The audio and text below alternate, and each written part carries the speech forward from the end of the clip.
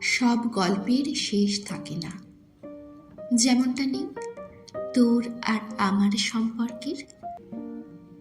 শীত পেরিয়ে কোকিল যেমন আগ বাড়িয়ে টেনে আনতে চায় বসন্তের শামিয়ানাটাকে, তেমনি তোর আমার সম্পর্কের কথকতা।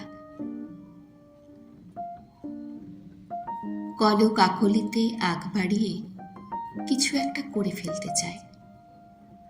না না, তুই যা ভাবছিস তা নয়।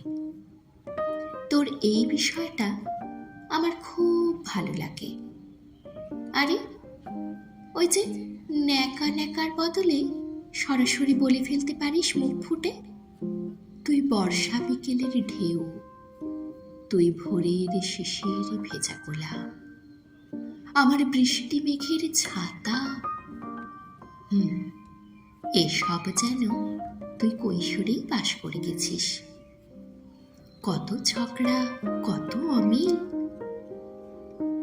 বেমানান গৃহস্থালী কল্পনা, ফোন কেটে দিয়ে সুইচ অফ, সরিটুকু বলতে না পারার ইগো প্রবলেম, ছাড়াছাড়ি হবার দীর্ঘ মেয়াদী অসহ্য কল্পনার ঊর্ধ্বে এখনো তোকে ভালোবাসি। প্রতিষ্ঠিত কেরিয়ার, হ্যান্ডসাম চেহারা, বেশ মানানসই জুটি হবেদের ফেলে এই মন কেন বারবার তোর জন্যই অপেক্ষা করে থাকে জানিস? তোকে ভালোবাসি বলে।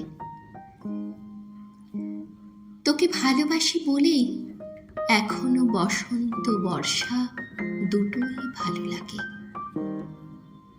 তোর প্রিয় বর্ষা আর আমার প্রিয় বসন্তকে মিলিয়ে আজও কেন পারি না শিশির ভেজা শরৎ বানিয়ে তুলতে? এত অমিল, এত ব্যবধান দুটি মনের, তবু তোকে তোকে কেন ভালোবাসি এখনো জানিস? তুই তুই আর আমি আমি বলেই। আমরা আজও পারি নাকি বিপরীত দুটি তীরে মাঝে বয়ে চলা নদীর মতো জীবনকে ভাটির স্রোতে ভাসিয়ে দিতে? পারি না বল? তোকে ভালোবাসি বলেই এখনো ভাবছি তোকে, তোকে ভালোবাসি বলেই এখনো সরি বলতে আটকায়।